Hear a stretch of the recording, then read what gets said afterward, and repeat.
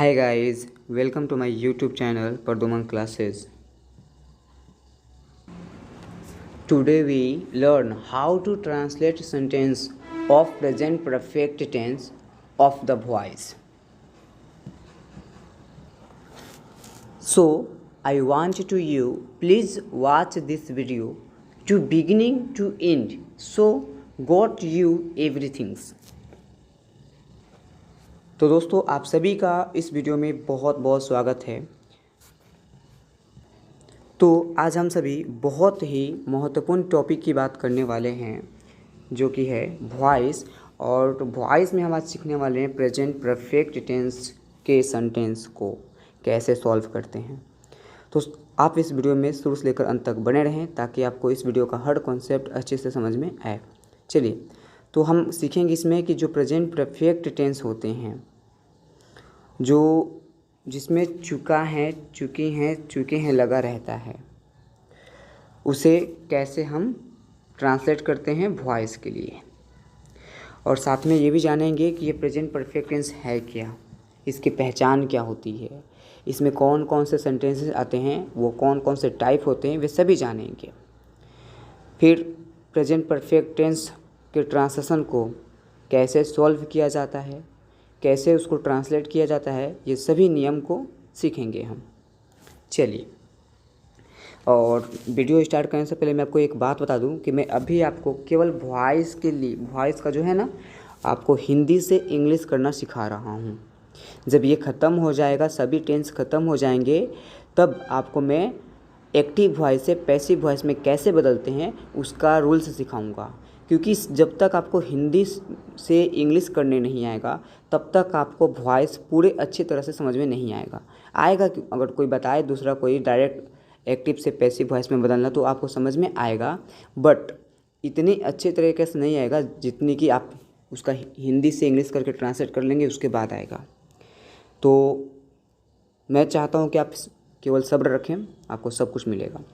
तो देखिए, हम यहाँ पे सीखेंगे पहले हिंदी करना, क्योंकि आपको जैसे कि पता होगा कि मैं आपको वॉइस का हर टेंस का एक वीडियो लेके आता हूँ। तो ये आज जो टेंस है, आज हमारा ये प्रेजेंट परफेक्ट टेंस है, आज हम इसी पे बात करेंगे। चलिए, तो सबसे पहला हमारा काम होगा कि हमें जान लें कि ये प्रेजेंट परफेक्ट टेंस है क्या। तो इसकी पहचान क्या होती है ये देख लें। तो इसकी पहचान होती है, यहाँ पे लिखा हुआ है ऐसे तो, कि चुका है, चुकी हैं, चुके हैं या आ हैं, ई हैं लगा हो तो इसे प्रेजेंट परफेक्ट टेंस कहते हैं। बट ये उतना बढ़िया से थोड़ी समझ में आएगा। आप देखते हैं क्या कहता है नियम। तो देखते हैं कि इसकी पहचान क्या होती है। तो इसकी पहचान यहाँ से लिखा हुआ है, देखिए क्या लिखा हुआ है, जिस हिंदी वाक्य के क्रिया के अंत में। चलिए देखिए, जिस हिंदी का वाक्य होगा, कैसा वाक्य होगा, हिंदी का वाक्य होगा, और उस हिंदी वाक्य की क्रिया होगा उसमें कोई, उस क्रिया के अंत में क्या रहेगा, अपना देख लो, क्रिया के अंत में क्या रहेगा, चुका है, चुकी हैं, चुके हैं या आ हैं, ई हैं या ए हैं, है ना, ये सब लगा रहेगा। तो उसे क्या कहेंगे, तो उसे हम कहेंगे प्रेजेंट परफेक्ट टेंस। कैसे पहचान में समझ में आया, देखो, चुका, चुकी, चुके परफेक्ट के लिए होते हैं, और ये जो हैं लग रहा है हैं वो प्रेजेंट के लिए होते हैं। तो हो गया प्रेजेंट परफेक्ट, और ये टेंस तो आप पता है, ये टेंस परफेक्ट टेंस होगा, तो प्रेजेंट परफेक्ट टेंस। अब आप ये सोच रहे होंगे, सर आप हमें वॉइस पढ़ा रहे हैं कि हमें टेंस पढ़ा रहे हैं। तो आप चिंता ना करें, मैं आपको टेंस नहीं पढ़ा रहा हूँ, मैं आपको दोनों ही करवा दे रहा हूँ, ताकि अगर टेंस आपने नहीं भी पढ़ा होगा तो आपको अच्छी तरह से वॉइस समझ में आ जाए। ये याद रखिएगा, क्योंकि वॉइस भी टेंस की जैसा ही होता है, बस थोड़ा क्या होता है कि इसमें कर्ता के द्वारा किए गए कार्य को नहीं बताया जाता है, इसमें कर्म के द्वारा किए गए कार्य को बताया जाता है। यानी इसमें ज़्यादा कर्म का महत्व देता है, और जब टेंस पढ़ते हैं तो उसमें ज़्यादा कर्ता का महत्व देता है, जो भी कर्ता कार्य करता है उसके बारे में बताया जाता है। ये फ़र्क होता है, बट है तो सेम, ठीक है। तो इसलिए मुझे लगता है कि इसमें बताना बहुत बेटर होगा। देखिए, तो याद रहे आपको, आप टेंस नहीं पढ़ रहे, आप वॉइस पढ़ रहे हैं, इतना याद रखिएगा। चलिए देखते हैं आगे। ये तो पहचान हो गया कि प्रेजेंट परफेक्ट टेंस को पहचानेंगे कैसे। अब पहचान लिए, पहचानने के बाद इसका नियम देखते हैं। अब नियम बाद में देखेंगे, पहले जैसे देते हैं। नियम यहाँ पे लिखा हुआ है, हम पहले इसके पहले एक एग्जाम्पल लेंगे। देखिएगा एग्जाम्पल क्या है, सीता के द्वारा उसे पढ़ाया जा चुका है, ठीक है। तो यहाँ पे देखिए द्वारा लगा ना, द्वारा, इसी की वजह से ये वॉइस बन गया। क्योंकि अब एक सीता, यहाँ पे देखिए ध्यान दीजिएगा, सीता खुद से काम नहीं कर रही है, सीता के द्वारा यहाँ पे क्या उसे पढ़ाया जा रहा है। तो यहाँ पे उसे जो है ना, उसे ये खुद काम नहीं कर रहा है भाई, ये इसे सीता पढ़ा रही है ना, तो ये तो पढ़ रहा है, ये थोड़ी काम कर रहा है, ये तो पढ़ रहा है। ठीक है, तो याद रहे पढ़ा कौन रहा है, सीता। तो ये हमारा कर्ता हुआ, लेकिन किसे पढ़ा रहा है, उसे। तो ये रहा हमारा कर्म। आप एक बार पढ़ के देख ले किसे ज़्यादा महत्व दिया जा रहा है। सीता के द्वारा उसे पढ़ाया जा चुका है, उसे पढ़ाया जा चुका है। सीता को ज़्यादा महत्व नहीं दे रहे, महत्व हम दे रहे उसे पढ़ाया जा चुका है। तो यहाँ पे याद रहे ये हमारा ज़्यादा महत्व कर्म को दे रहा है, इसलिए हम सबसे पहले किसका लिखेंगे, कर्म का लिखेंगे। वैसे कोई नहीं, नियम आपको बताएगा क्या करना है। देखिए ही हो गया, यहाँ पे उसे का ही चुका के लिए हैज़ लग गया और साथ में बिन लग गया, और टॉट बाई सीता। याद रहे टेंस नहीं वॉइस, इसलिए इसका सबका रूल्स अलग होगा। तो देखिए दोस्तों, ये रहा हमारा अनुवाद बनाने का नियम। अब देख लेते हैं अनुवाद बनाने का नियम क्या है। तो देखिए थोड़ा सा मैं स्क्रॉल डाउन कर लेते हैं ताकि समझ में आए। देखिए यहाँ पे, क्योंकि हमारा जो नियम होगा वही आपको सारा चीज़ बता देगा, क्या क्या करना है क्या क्या नहीं करना है। देखिए समझिएगा। देखिए सबसे पहले हम देखेंगे अनुवाद बनाने का नियम क्या है। अभी तक मैंने अगर इसको ट्रांसलेट किया होगा आपको बिल्कुल समझ में नहीं होगा कैसे किए सर, तो ये आपका नियम सारा बता देगा कि मैंने कैसे किया। देखिए किसी भी हिंदी वाक्य में कोई भी कर्म हो, क्या हो, कोई भी कर्म हो, कर्म का मतलब कोई भी ऑब्जेक्ट हो, ठीक है, कोई भी ऑब्जेक्ट हो, कोई भी पर्सन हो, पर्सन मतलब first person, second person, third person, ये सब हो, तो कोई भी कर्म हो, कोई भी पर्सन हो, तो पहले किसकी अंग्रेजी लिखते हैं। देखिए यहाँ पे पहले किसकी लिखते हैं, तो पहले कर्म की अंग्रेजी लिखते हैं। और अगर यही टेंस रहता तो उसमें पहले हम कर्ता की अंग्रेजी लिखते हैं, यानी सब्जेक्ट की लिखते हैं। और यहाँ पे किसका कह रहा है, पहले कर्म का, कर्म मतलब ऑब्जेक्ट का, सबसे पहले हम ऑब्जेक्ट की अंग्रेजी लिखते हैं। उसके बाद हम क्या करते हैं, हैव हैज के साथ बिन का प्रयोग करते हैं।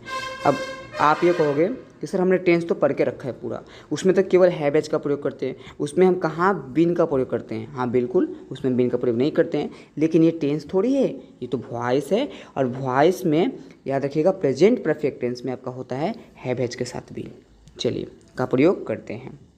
इसको देखिए, इसके बाद हम लोग क्या करते हैं, क्रिया का तीसरा रूप लिखते हैं। इसके बाद हम बाई का प्रयोग करते हैं। और इसके बाद देखिएगा दोस्तों, इसके बाद हम क्या करते हैं, कर्ता की अंग्रेजी लिखते हैं, यानी सब्जेक्ट का लिखते हैं। देखिए दोस्तों, ये जो वॉइस है, ये वॉइस है, आपको मैं बता देता हूँ, लिख के देता हूँ कि पूरे यूट्यूब पे किसी ने बताया नहीं होगा इतने पूरे प्रॉपर तरीके से।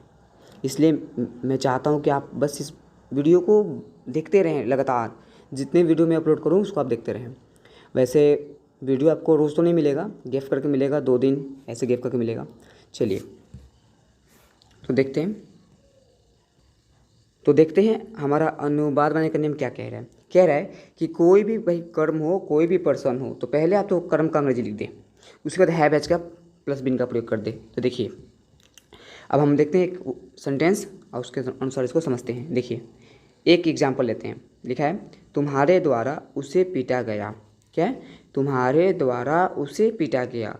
देखो भाई उसे पीटा गया है ना, भाई किसने पीटा, इसने पीटा, ठीक है, तो ये हमारा सब्जेक्ट हो गया। इसने किसको पीटा, इसने पीटा उसे, यानी ये हमारा ऑब्जेक्ट हो गया। और हमारा वॉइस क्या कहता है, जिसमें द्वारा लग जाता है वो वॉइस हो जाता है, जिसमें द्वारा लग जाता है वो क्या होता है, वॉइस हो जाता है। तब ये वॉइस हो गया। और वॉइस हमारा क्या कहता है तो वॉइस का प्रेजेंट परफेक्ट टेंस का नियम ये कह रहा है कि भाई पहले कर्म का अंग्रेजी लिखो। तो पहले कर्म उसे है, और उसे का सब्जेक्ट क्या होता है, तो ही होता है उसे का सब्जेक्ट, ठीक है, ही। उसके बाद हमें क्या करना है, हैव हैज के साथ बिन का प्रयोग करना है। तो यहाँ पे हैव हैज का प्रयोग कर लिए, क्योंकि मुझे पता है कि ही के साथ क्या होता है, हैज़ होता है, तो मैंने हैज़ का प्रयोग कर लिया। अब हैज का प्रयोग हो गया, उसके बाद क्या करेंगे, उसके बाद बिन का प्रयोग करेंगे। तो मैंने उसके बाद बिन का प्रयोग किया यहाँ पे। उसके बाद क्या कह रहा है, उसके बाद नियम हमारा कह रहा है कि उसके बाद क्रिया का तीसरा रूप लिखो। याद रहे कोई भी टेंस हो, वॉइस में हमेशा क्रिया का तीसरा रूप ही होता है। तो यहाँ पे क्रिया कौन सा है, तो यहाँ पे क्रिया है पिटना। और पिटना का मीनिंग क्या होता है, बीट होता है फर्स्ट रूप, लेकिन हमें यहाँ पे तीसरा रूप लिखना है। तो बीट का तीसरा रूप क्या हो जाएगा, बिटेन हो जाएगा। और यहाँ पे हो जाएगा, अब देखिए इस द्वारा का क्या मीनिंग होता है, वो होता है बाई। और तुम्हारे का मतलब इसका ऑब्जेक्ट लेंगे यू, हो गया हमारे ये। तो ये हमारा पूरा बन चुका। याद रहे यहाँ पे हम सब्जेक्ट लिखे हुए हैं, वो सब्जेक्ट को हम लास्ट में लेके जा रहे हैं। है तो वो सब्जेक्ट, देखिए सब्जेक्ट का ही लिख रहे हैं, बट ये सब्जेक्ट है लेकिन ये लास्ट में जा रहा है, तो हम उसका ऑब्जेक्ट के रूप में लिखते हैं, ठीक है। चलिए अब स्ट्रक्चर देख लीजिए क्या कह रहे हैं। स्ट्रक्चर है object plus subject, have has plus been plus भीतरी प्लस बाय प्लस सब्जेक्ट। चलिए, अब आपको आशा है कि पता चल गया होगा कि कैसे हम प्रेजेंट परफेक्ट टेंस का जो है उसका ट्रांसलेट करते हैं। यदि अभी भी अगर आपको ना समझ में आए तो आप कमेंट करके पूछ सकते हैं जो चीज़ ना समझ में आए।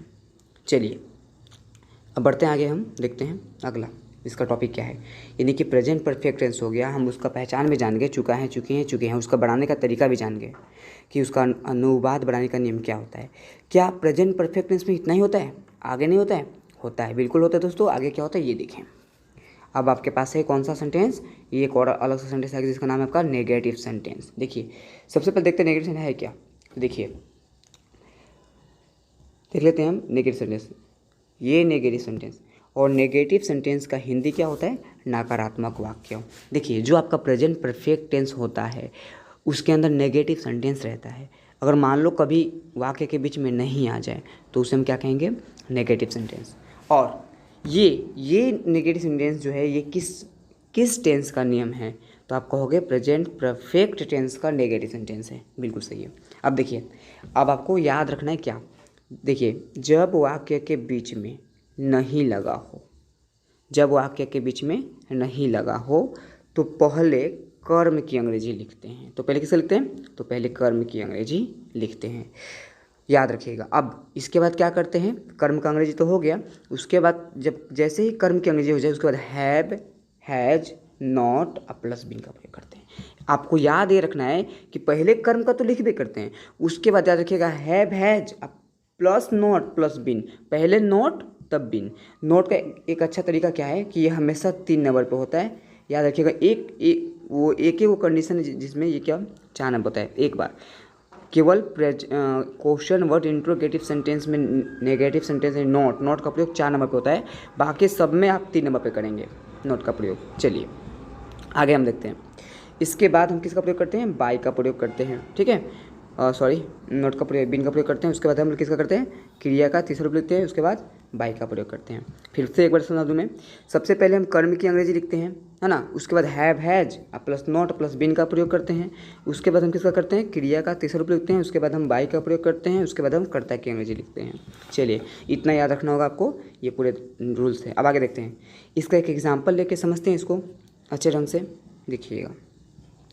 तो यहाँ पे इसका एग्जाम्पल है, देखिए ये रहा एग्जाम्पल इसका कि तुम्हारे, लिखा है ना, तुम्हारे द्वारा गेंद नहीं खेला जा चुका है। देखिए क्या लिखा है,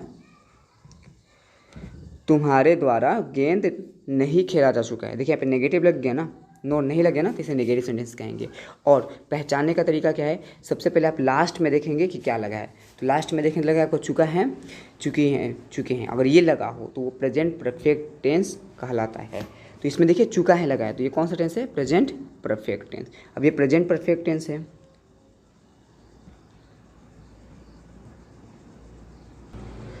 देखिए ये प्रेजेंट क्या हो गया अपना, ये हमारा प्रेजेंट परफेक्ट टेंस हो गया। और ये प्रेजेंट परफेक्ट टेंस देखिए यहाँ पे, ये प्रेजेंट परफेक्ट टेंस हो गया। तो कैसे बनाएंगे इसे, देखिए सबसे पहले हमारा नियम कहता है कि ऑब्जेक्ट का प्रयोग करेंगे। इस वाक्य में ऑब्जेक्ट कौन सा है जी, इस वाक्य में हमारा ऑब्जेक्ट देखते हैं कौन सा है। पहले ऑब्जेक्ट पहचानना जरूरी है, ठीक है, नहीं पता है तो देखिए, तुम्हारे द्वारा गेंद नहीं खेला जा चुका है। भाई गेंद कौन खेल रहा है, कौन नहीं खेल रहा है, वह तुम्हारे द्वारा, यानी तुम, यहाँ पे कहीं ना कहीं तुम छुपा है, तो तुम जो है वो हमारा सब्जेक्ट का काम कर रहा है, और यानी कि गेंद खेलने का काम ये कर रहा है, तो सब्जेक्ट हो गया ये। और भाई ये क्या खेल रहा है, वो खेल रहा है गेंद नहीं खेल रहा है, तो गेंद हमारा क्या हो गया, हमारा ऑब्जेक्ट हो गया। तो हम सबसे पहले गेंद का प्रयोग करेंगे। तो गेंद का मीनिंग क्या होता है, ए बॉल। अब नियम हमारा कहता है कि जब कर्म का हो जाए तो उसके बाद हैव, हैज प्लस नॉट का प्रयोग करेंगे, have, has plus not plus been का। तो हैव, हैज, तो भाई एक गेंद के साथ क्या लगता है, तो हैज़ लगता है। और उसके बाद देखिएगा नोट लगाए, नोट का 3 नंबर पे कर देंगे, नॉट का प्रयोग कर लेंगे। उसके बाद देखिएगा यहाँ पे क्या है, बिन। तो बिन किस लिए लगाएंगे, तो आपको याद है कि जो प्रेजेंट परफेक्ट टेंस होता है उसमें हैव, हैज प्लस बिन तो होता है। अगर नेगेटिव आ जाए तो क्या करेंगे, हैव, हैज नॉट प्लस बिन करेंगे, तो नॉट प्लस बिन हो गया। आगे देखिए, आगे क्या है, खेलना का मीनिंग क्या होता है, प्ले होता है। उसका तीसरा रूप क्या होता है, प्लेड। फिर द्वारा का मीनिंग क्या होता है, द्वारा का मीनिंग होता है बाई। तो यहाँ पर हमने क्या कर लिया, बाई कर लिया, तो यहाँ पे बाई हो गया। अब उसके बाद तुम्हारे का मीनिंग क्या होता है, यू, तो हमने यहाँ पे यू ले लिया। चलिए इस प्रकार हमारा ट्रांसलेट कंप्लीट हुआ। अब इसका स्ट्रक्चर देखते हैं, क्योंकि स्ट्रक्चर ही पूरी बात बोल देता है। देखिए क्या, सबसे पहले आप ऑब्जेक्ट का प्रयोग करेंगे, उसके बाद हैव हैज का प्रयोग करेंगे, उसके बाद आप नोट का प्रयोग करेंगे, उसके बाद आप बिन का प्रयोग करेंगे, उसके बाद क्रिया का तीसरा रूप लिखेंगे, उसके बाद बाई का प्रयोग करेंगे, उसके बाद कर्ता की अंग्रेजी लिखेंगे। ये अगर आप याद कर लेंगे तो आपका पूरा सेंटेंस बन जाएगा प्रेजेंट परफेक्ट टेंस के नेगेटिव सेंटेंस का। चलिए अब आगे बढ़ते हैं, एक और देखते हैं। तो एक और है हमारे पास, क्या है वो देखिए, ये अब हमारे पास है इंट्रोगेटिव सेंटेंस। क्या है दोस्तों, अब हमारे पास है ये इंट्रोगेटिव सेंटेंस है। और इंट्रोगेटिव सेंटेंस क्या होता है, उसका हिंदी प्रश्नवाचक वाक्य। और प्रश्नवाचक वाक्य, देखिए सबसे पहली बात है कि अगर आपसे कोई पूछता है इंट्रोगेटिव सेंटेंस किसे कहते हैं, तो उसको आप बताएंगे कि जब वाक्य के शुरू में क्या लगा हो तो उसे क्या कहेंगे, प्रेजेंट परफेक्ट टेंस कहते हैं। लेकिन यहाँ पे मैं आपको ये नहीं बता रहा हूँ कि इंट्रोगेटिव सेंटेंस क्या है, मैं आपको बल्कि ये बता रहा हूँ कि जिसमें वाक्य के शुरू में क्या लगा उसको कैसे बनाते हैं। तो देखिए फिर से एक बार बता दूं मैं आपको, कोई अगर आपसे पूछे इंट्रोगेटिव सेंटेंस किसे कहता है, बोल देना कि जब वाक्य के शुरू में क्या लगा हो तो उसे इंट्रोगेटिव सेंटेंस कहते हैं। चलिए देखिए अब मैं आपको बताऊंगा कि जो इंट्रोगेटिव सेंटेंस होता है प्रेजेंट परफेक्ट टेंस में, उसको हम कैसे बनाते हैं। तो ये किसका है interrogative sentence, present perfect tense का इंट्रोगेटिव सेंटेंस। किसका है, प्रेजेंट परफेक्ट टेंस का इंट्रोगेटिव सेंटेंस। देखिए जब वाक्य के शुरू में क्या लगा हो, जब वाक्य के शुरू में क्या लगा हो तो पहले हैव हैज का प्रयोग करते हैं। अब यहाँ पे बदल गया, देखो अब यहाँ पे पहले कर्म की अंग्रेजी नहीं लिखते हैं, पहले हैव हैज का प्रयोग करते हैं। तो हम सबसे पहले हैव हैज का प्रयोग करेंगे, उसके बाद कर्म की अंग्रेजी लिखते हैं, उसके बाद किसका लिखते हैं, कर्म की अंग्रेजी लिखते हैं। चलिए उसके बाद देखिए, उसके बाद जो है नॉट प्लस बिन का प्रयोग करते हैं, उसके बाद जो है बाय का प्रयोग करते हैं। देखिए यहाँ पे लिखा है उसके बाद, यहाँ पे फिर से लिखते हैं, फिर से लिखते हैं। जब वाक्य के शुरू में क्या लगा हो तो पहले हैव हैज का प्रयोग करते हैं, उसके बाद कर्म की अंग्रेजी लिखते हैं, उसके बाद नोट प्लस बिन का प्रयोग करते हैं, उसके बाद हम क्रिया का तीसरा रूप लिखते हैं, उसके बाद हम बाय का प्रयोग करते हैं, उसके बाद हम कर्ता की अंग्रेजी लिखते हैं। तो देख लिया आपने, ये नियम है। आप नियम को क्या करिएगा, एक सटीक रूप से आप इसे नोट कर लीजिएगा और इसका फेयर कर लीजिएगा। ये पूरे वॉइस का नियम का फेयर है, अगर आप फेयर कर लेंगे तो विश्वास करिए आपका एक एक पॉइंट आपको समझ में आ जाएगा। फिर आप हमसे नहीं पूछेंगे कि भाई ये टेंस कौन सा है, इसकी पहचान क्या होती है, ये इसका टेंस ट्रांसलेट कैसे बनेगा, आप कुछ सवाल हमसे नहीं पूछेंगे। चलिए तो ये देखते हैं, अब इसका एक एग्जाम्पल देखते हैं। तो देखिए एग्जाम्पल देखते हैं, क्या उसके द्वारा वह घर बेचा जा चुका है। अब देखिए यहाँ पे सबसे लास्ट में पहले देखते हैं, चुका है लगा है, तो ये प्रेजेंट परफेक्ट टेंस है। और इसके बाद आप देखेंगे कि प्रेजेंट परफेक्ट टेंस के शुरू में क्या लग गया, तो ये प्रेजेंट परफेक्ट टेंस का इंट्रोगेटिव सेंटेंस हो गया। और प्रेजेंट परफेक्ट टेंस का इंट्रोगेटिव सेंटेंस का नियम कहता क्या है, तो कहता ये है कि जब वाक्य के शुरू में क्या लगा हो तो पहले हैव हैज का प्रयोग करो। तो हम सबसे पहले इसमें हैव हैज का प्रयोग करेंगे, लेकिन हमें ये नहीं पता है कि हम हैव का करें कि हैज का प्रयोग करें, इन दोनों में से कौन सा होगा।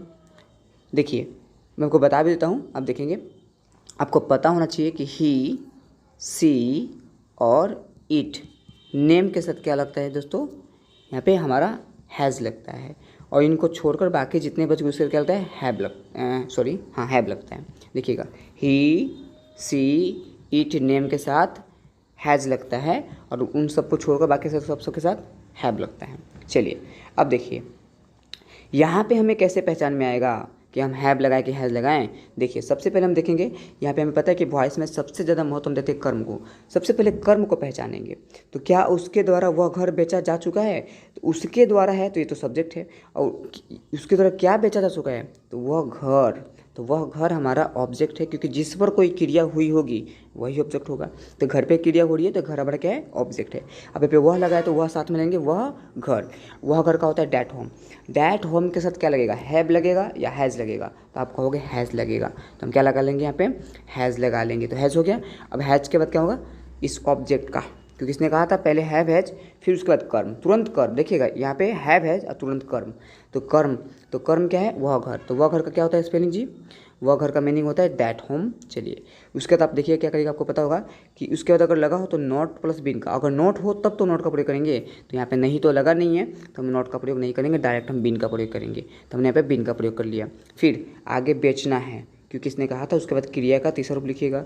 तो बेचना क्रिया है और क्रिया का मीनिंग क्या होता है, सेल होता है, लेकिन यहाँ पे हमें क्रिया का तीसरा रूप लिखना है। तो क्या हो जाएगा, सोल्ड, सोल्ड हो गया। उसका देखिए द्वारा का मीनिंग क्या होता है, बाई, बाई का हो गया। और देखिए उसके, ये क्या है, ये सब्जेक्ट है, सब्जेक्ट लेकिन जा रहा है ऑब्जेक्ट की जगह। तो इसका सब्जेक्ट है ये, लेकिन लिखेंगे इसको लास्ट में और इसका ऑब्जेक्ट लिखेंगे। तो इसका ऑब्जेक्ट क्या होगा जी, तो उसके का ही ऑब्जेक्ट हो जाएगा हिम, और लड़के है तो हर हो जाएगा। ठीक है, चलिए आपने इतना देखा एग्जाम्पल।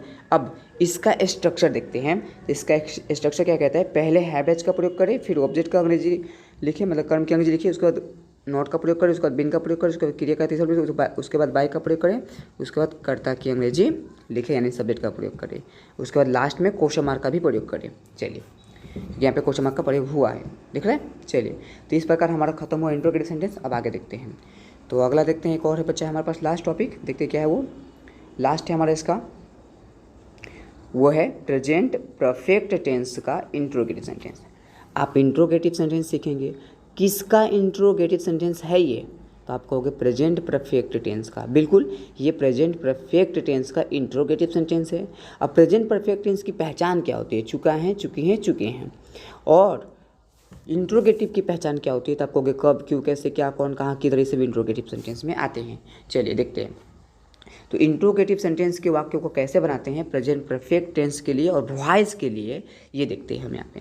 देखिए, जब वाक्य के बीच में कब, क्यों, कैसे, क्या, कौन, कहाँ इत्यादि लगा हो तो पहले क्वेश्चन वर्ड का प्रयोग करते हैं। ठीक है, पहले क्वेश्चन वर्ड का प्रयोग करते हैं। देखिएगा, याद रखिएगा, जब बीच में जब भी किसी वाक्य के बीच में कब, क्यों, कैसे, क्या, कौन, कहाँ, किधर लग जाए तो पहले आपको किसका प्रयोग करना है, क्वेश्चन वर्ड का। अब ये क्वेश्चन वर्ड क्या है तो मैं आपको बताऊँगा तुरंत, पहले आप इसको समझ लें। क्वेश्चन का प्रयोग करते हैं, उसके बाद हम हैव हैज का प्रयोग करते हैं। उसके किसका करते हैं, उसके बाद हम हैव हैज का प्रयोग करते हैं, और उसके बाद हम कर्म की अंग्रेजी लिखते हैं। अब यहाँ पे कर्म की अंग्रेजी हम 3 नंबर पे लिखते हैं। ठीक है, अब उसके बाद हम नॉट प्लस बिन का प्रयोग करते हैं। चलिए उसके बाद हम क्या करते हैं, क्रिया का तीसरा रूप लिखते हैं। सॉरी दोस्तों, थोड़ा वो साउंड से आपको दिक्कत हो रहा होगा, कोई बात नहीं, आज मैं थोड़ा दूसरी जगह पे हूँ। चलिए देखिए, तो फिर से बताता हूँ मैं। जब वाक्य के बीच में कब, क्यों, कैसे लगा हो तो पहले आप क्वेश्चन वर्ड का प्रयोग करेंगे, उसके बाद आप हैव हैज का प्रयोग करेंगे, उसके बाद आप कर्म की अंग्रेजी लिखेंगे, और उसके बाद आप नॉट प्लस बिन का प्रयोग करेंगे। देखिएगा फिर से, पहले आप देखिए, जब वाक्य के बीच में कब, क्यों, कैसे लगा हो तो पहले आप लिखेंगे कर्म का, 1 नंबर हो गया। फिर ऑब्जेक्ट का हैव हैज का प्रयोग करेंगे, फिर उसके बाद कर्म की अंग्रेजी लिखेंगे, उसके बाद आप किसका प्रयोग करेंगे, नॉट प्लस बिन का प्रयोग करेंगे, उसके बाद आप बाय का प्रयोग करेंगे, उसके बाद आप कर्ता की अंग्रेजी लिखेंगे। ठीक है, चलिए देखते हैं एक एग्जाम्पल कैसे हम। तो एक एग्जाम्पल देखते हैं इसका। देखिए लिखा है, आपके द्वारा कब उसे पीटा जा चुका है। यहाँ पे लिखा है आपके द्वारा कब उसे पीटा जा चुका है। तो देखिए, सबसे पहले कब, क्यों, कैसे बीच में लगा हो तो पहले आप क्वेश्चन वर्ड का प्रयोग करें। अब ये क्वेश्चन वर्ड क्या होते हैं, कब, क्यों, कैसे, क्या, कौन, कहाँ, किधर, किसके साथ, ये सभी क्वेश्चन वर्ड होते हैं। इसी का प्रयोग सबसे पहले करते हैं। इस वाक्य में पहचानेंगे क्वेश्चन वर्ड कौन है। तो क्वेश्चन वर्ड देखिए, इसमें कब है, और पहले कंफर्म कर लेंगे ये प्रेजेंट परफेक्ट टेंस है कि नहीं। तो लास्ट में चुका है लगा है तो ये प्रेजेंट परफेक्ट टेंस है। और उसके वाक्य में कब, क्यों, कैसे, तो क्वेश्चन वर्ड इंट्रोगेटिव सेंटेंस है। तो सबसे पहले हम इसी का प्रयोग करेंगे, कब का। तो कब का मीनिंग क्या होता है, वेन होता है। तो मैंने यहाँ पे वेन का प्रयोग कर लिया। उसके बाद आप किसका प्रयोग करेंगे क्वेश्चन वर्ड के बाद, तो वह है हैव हैज का। अब यहाँ पे देखिए ऑब्जेक्ट है उससे, तो उसे के लिए हैव हैज में से क्या लग जाएगा, हैज लग जाएगा। और उसके बाद आप लिखेंगे कर्म यानी ऑब्जेक्ट। तो ऑब्जेक्ट क्या है, उसे का क्या होगा, सब्जेक्ट रूप ही होता है। ही हो गया। अब याद रखिएगा, ही हो गया। अब इसके साथ क्या लगेगा, कर्म। कर्म तो हो गया। कर्म के बाद अगर नोट लगाओ तो नोट का प्रयोग कर दे। तो नोट तो लगा नहीं इसमें, नोट का प्रयोग करें तो हम डायरेक्ट बिन का प्रयोग करेंगे। डायरेक्ट हमने कर लिया बिन का प्रयोग। उसके बाद कहा गया था हमसे कि क्रिया का तीसरा रूप लिखें। तो क्रिया कौन है इसमें, तो क्रिया पीटना है। अब पीटना का तीसरा क्या होता है, बीटन होता है। और यहाँ पे द्वारा का मीनिंग क्या हो गया, बाई हो गया। और उसके बाद आप देखो आपके का मीनिंग क्या हो गया, यहाँ पे यू हो गया। इस प्रकार हमारा कंप्लीट हुआ क्या सेंटेंस। इसका स्ट्रक्चर देखते हैं। इसका स्ट्रक्चर क्या है, question word plus have has plus object plus not plus been plus भीतरी plus by plus subject plus question mark. फिर से एक बार रिपीट कर देता हूँ। देखिए, पहले आपको क्वेश्चन वर्ड का प्रयोग करना है, फिर हैव हैज का प्रयोग करना है, फिर ऑब्जेक्ट का, फिर नोट का, फिर बिन का, फिर भीतरी का, फिर बाय का, फिर सब्जेक्ट का। आप इसे याद कर लीजिएगा अच्छी तरीके से। चलिए, ये है प्रेजेंट परफेक्ट टेंस का इंट्रोगेटिव सेंटेंस का। अब इससे ज़्यादा प्रेजेंट परफेक्ट टेंस में कोई भी नहीं बता सकता है। मैं आपको लिख के देता हूँ, और इतने प्रॉपर तरीके से नहीं बताया जा सकता है।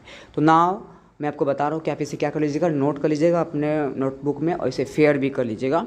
फेयर करके रखिएगा तो आपका पावर बहुत स्ट्रॉन्ग होगा। ठीक है, चलिए। और आपको अभी भी एक दिक्कत हो रही होगी कि ये क्वेश्चन वर्ड क्या है, हम अच्छी तरीके से समझ में नहीं आया, तो मैं आपको बता देता हूँ। देखिएगा, ये आपके पास यहाँ पे जो मैंने एक चार्ट दिया है, ये आपका पूरा क्वेश्चन वर्ड का चार्ट है। आप इसे लिख सकते हैं, मैंने हर वीडियो में इसको बताया है। आप चाहें तो इसे पूरा नोट भी कर सकते हैं, इस पूरे क्वेश्चन वर्ड को नोट कर सकते हैं वीडियो को पॉज करके। तो यही हमारा क्वेश्चन वर्ड है, देख लीजिए। ये सभी जिस वाक्य के बीच में लग जाएंगे वो हमारा क्वेश्चन वर्ड इंट्रोगेटिव सेंटेंस हो जाएगा। याद रहे, बीच में, शुरू में नहीं। चलिए, अब इस प्रकार आपने देखा। अब आप देखेंगे इसका हम क्या करते हैं, आपको पता, जैसे पता होगा मैं सभी वीडियो में वॉइस के इसका मैं क्या करता हूँ, मैं आपको सभी वीडियो में होमवर्क देता हूँ। तो इस वीडियो में मैं आपको होमवर्क दूंगा। और मैं पहले आपको शुरू बता दूं कि अगले वीडियो में आपको क्या पढ़ाने वाला हूँ। तो अगले वीडियो में आपको पास्ट टेंस से स्टार्ट करने वाला हूँ। ये हमारा प्रेजेंट यहाँ पे पूरा खत्म हुआ। याद रहे कि आज हमारा प्रेजेंट टेंस पूरा खत्म हुआ। अब आप सोच रहे होंगे, सर हमने तो टेंस पढ़ के रखा है और टेंस हमारे 4 प्रकार के होते हैं।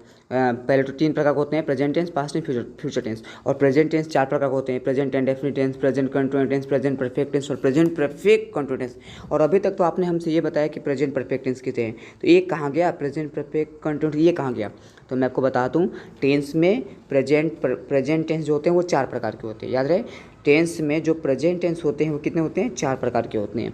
लेकिन जैसे हम इसको क्या पढ़ते हैं, पास्ट पढ़ते हैं, तो पास्ट में जो है ना प्रेजेंट टेंस वो 3 ही होता है, present indefinite tense, present continuous tense, present perfect tense, जो कि मैंने आपको तीनों ही बता दिया है। अब चलिए, इसके तीनों नियम को मैंने बताया और याद आपको कर लेना है। तो इस प्रकार हमारा प्रेजेंट पूरा खत्म हुआ यहाँ पे। और आगे हम पढ़ेंगे पास्ट क्या है, पास्ट टेंस क्या है, पास्ट टेंस कितने प्रकार के होते हैं, उसके वाक्य को कैसे ट्रांसलेट करते हैं, वो सभी आपको अगले वीडियो मिलेगा। चलिए, आज के इस वीडियो में यहाँ तक रहेगा टेंस के लिए। और अब हम चलते हैं होमवर्क की तरफ। तो ये रहा आपका होमवर्क, आप इसे वीडियो को पॉज करके नोट कर सकते हैं। देखिए, मैं आपको स्क्रॉल डाउन कर रहा हूँ, आप देखिए, उतार लीजिएगा। चलिए,